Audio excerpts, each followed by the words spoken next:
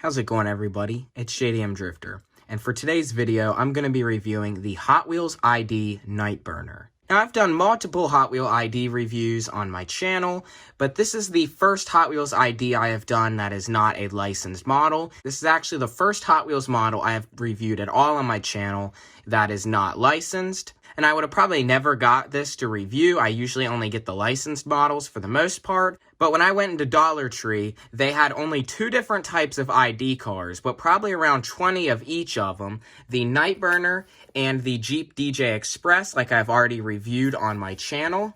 And of course, they were only $1 since they were at Dollar Tree. So I thought that was very surprising. They only had these two castings, which are usually around $7, and they were at the dollar store for only $1. So I thought I might as well get two of them, one to review and one to keep, and another Jeep DJ Express, like I have already reviewed on my channel from a few months ago, just to keep for my collection. Also, at the end of this video, I will do a gameplay with the Nightburner on the Hot Wheels ID app. And later in this video, I will be showing my only other color I have of Nightburner, and red, which is a basic treasure hunt from a few years ago. Let's go ahead and check out the packaging. This is from one of the newer ID sets, and this is from the Moving Forward series. So you can see there's the picture of Nightburner. These have the magnetized box, so you can open it up and take a look at the car. This is number 3 out of 5 in the Moving Forward Series 1. And here is what the track performance looks like of Nightburner.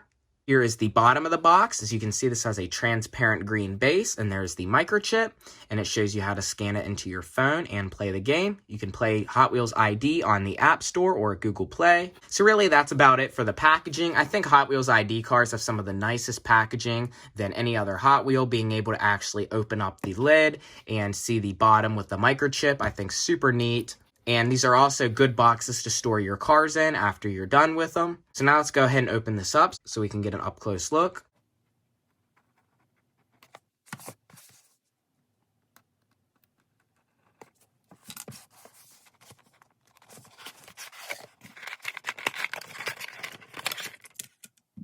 So here is Nightburner out of the package. And surprisingly, for being a made-up model, this does not actually look that bad. I don't really mind the decals. This has red, white, and blue decals on the side. The Spectraflame green is definitely a super nice looking paint sprayed over the Bear Zamac metal. And this also has the transparent green base with the microchip in the bottom that you scan with your phone's camera. Then you can race this on the Hot Wheels ID app. This just has regular tinted windows with a chrome interior.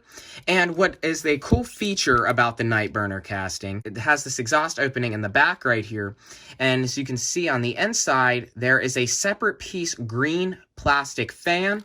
So when you blow air into the back here, the fan will actually spin.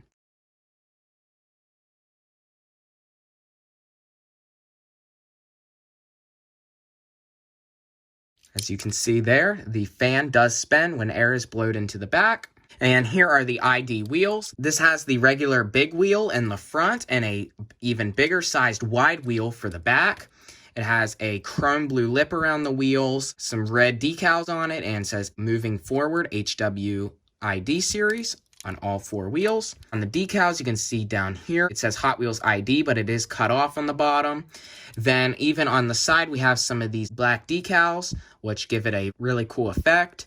And then the red, white, and blue stripes, and the black, white, and red Hot Wheels logo on the side. And I remember when I first got my treasure hunt of the Nightburner, I thought that this did look a lot like the Diora 2 casting, or somewhat similar to it. So here is a satin green mystery models Diora 2. This is when they started to stop putting the surfboards in the back.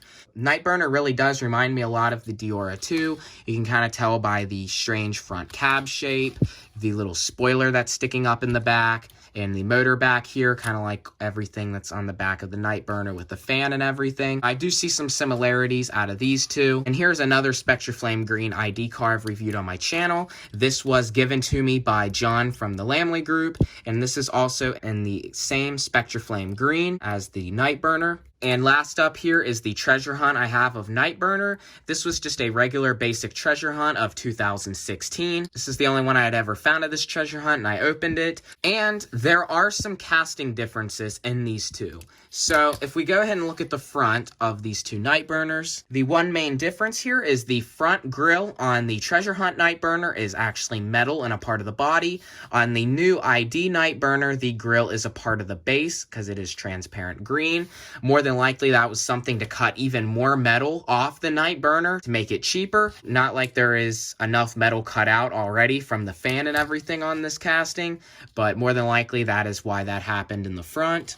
Otherwise, everything appears to be exactly the same on these two. This just has a regular solid black plastic base. As you can see, the base is also modified. It is all smoothed out in this area, so you can have the microchip flat on the bottom and the Hot Wheels ID decal. Otherwise, the rivet placement and everything is the same. The rivets are actually a little over to the right on these castings to have the fan function. That is really all for the Hot Wheels ID Moving Forward series Nightburner. I would have never gotten this unless it was $1, but I thought that was pretty strange that the dollar store had $7 regular price Hot Wheel ID cars. So now I'm going to go ahead and put this on the turntable, and that'll be about it for this video. And I will do some gameplay with the Nightburner and Hot Wheels ID, and that'll be about it for today's video.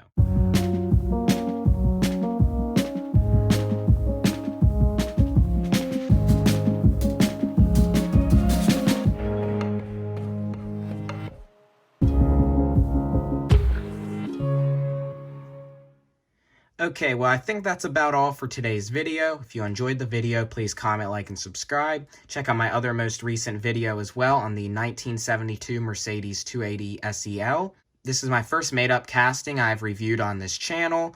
Like I said, it was pretty surprising to see these at a dollar store when these are usually $7 cars. So I thought that's why it was worth getting it and doing a review on it. But really, it's not the worst made-up casting Hot Wheels does. At least it has a cool feature, and it looks pretty good actually in these decals in the Spectraflame green. So now I'm going to do some gameplay with this on the Hot Wheels ID app.